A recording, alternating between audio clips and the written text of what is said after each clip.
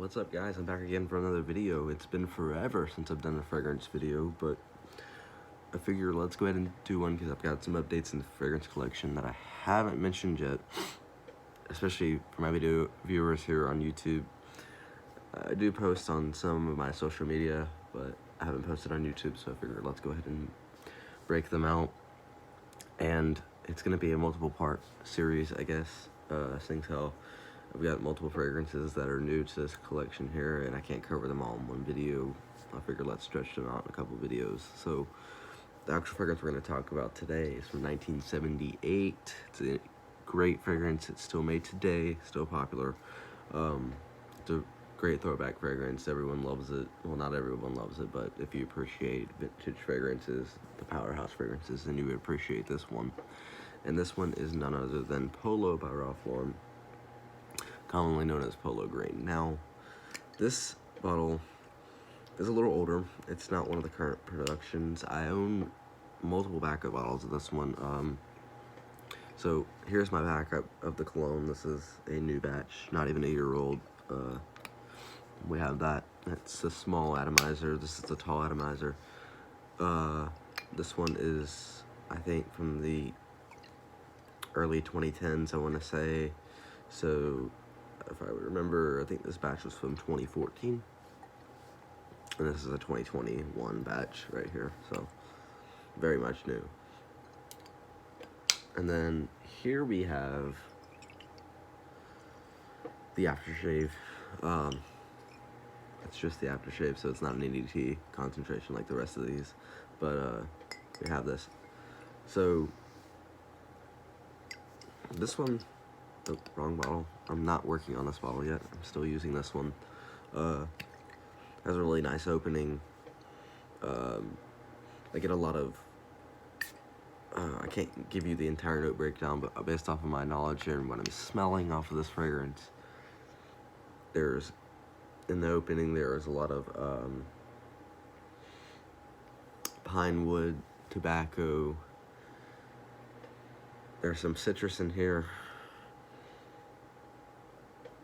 There's no floral whatsoever in this fragrance except for maybe one, and I think it might be jasmine, but that's towards the base and the rest of that.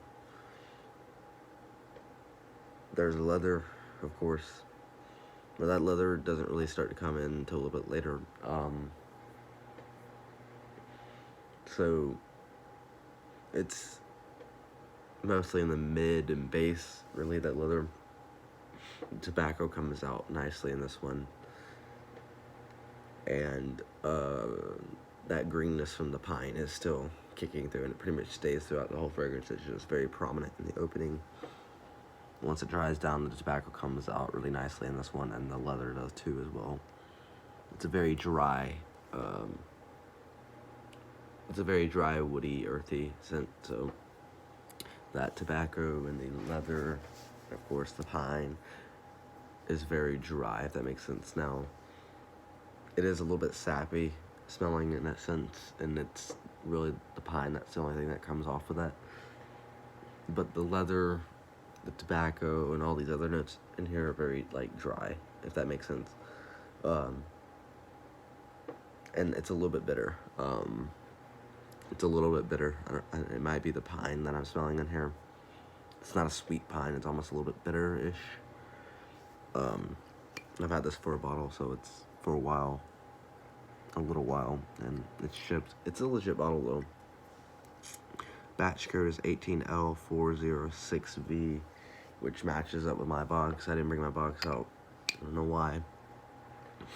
I can get it, though, actually, if you want me to. Because we do need that. I figured let's talk about the box. Here's the box to this one, by the way. And this is a same batch code, 18L406V. So again, 18L406V. So it's a legit bottle. It's an older bottle. So yeah, it smells great though. I love it. Now, figured let's talk about this one because I know this is a special one. Not a lot of people get to see this around, and it's gonna be a lot more pricier, but here we have a vintage bottle of the modern Polo green. If I can pull it over here, the bottle I'm working on here, it's practically identical. This bottle is probably from the early 90s, and it's a Cosmere. It's a Cosmere production, unlike this one. I believe L'Oreal makes it. I can't speak. L'Oreal makes the modern one that's made today, but Cosmere made this one. And immediately it's different. If I spray this on skin, I can tell a big difference in this. It's a very stronger fragrance. Both fill up a room. Both fill up a room. This one fills up a room even more. And it's a thicker scent. This one I enjoy much more. The pine is much more natural smelling. The tobacco is too as well. And it comes off slightly sweet. This one comes off more bitter. This one comes off a little bit more sweeter. I enjoy it more. There's an addition of oak moss in here that I'm smelling, which is not in this. Oak moss has since been banned, I believe, from production. I think it's an endangered plant, if I'm correctly, so that's why fragrance companies can no longer use legitimate oak moss in their fragrances. They either have to use a synthetic molecule to replicate oak moss, or they have to use a alternative fragrance note. This one has legitimate oak moss in it, and I really enjoy it. This fragrance overall is much nicer in my opinion. You're gonna pay a premium price for this one. Trust me, it's gonna be a lot higher. This is only a 2-ounce bottle. It's like a 2.7 or something like that. I don't know. I don't use this one too often, but it's a really great fragrance. And it's much more natural smelling and much more better overall as a scent. Be aware though, like I said, you're going to be paying more for a vintage bottle. This little 2-ounce bottle I bought off of eBay costed me like $70 for this 2-ounce bottle, which was more of a deal in my opinion, considering the prices that are going for this fragrance online. Ridiculous. But I love this one. This one is really good. It throws you back to the 80s, even though I'm not part of that era. I'm only 19. But it's just got that old school smell to it. They both do, but this one even does more. It's great. So, a lot of people wonder, what's the younger guy doing wearing this? You know, this is such an old school fragrance. Should be wearing something modern, and I do. But people think that the ladies don't enjoy this one. They really don't. People think that they see it as an older man's scent and not an enjoyable scent, or at least for the younger guys.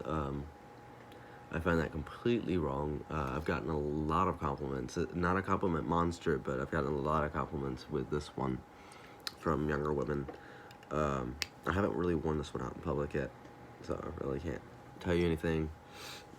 And usually I like to layer the aftershave if I'm shaving with this and that, so we got a nice pairing up with it. But I've gotten a number of compliments from this one, so yeah. If I was to rate this fragrance on a scale of 1 to 10, I'm going to put it at about a 8, in my opinion. It's not perfect. If I was to mark this one, if I was to mark the vintage bottle and it was still in production today, I would bump this one up to about a 9, 9.5 and a half, so roughly in there.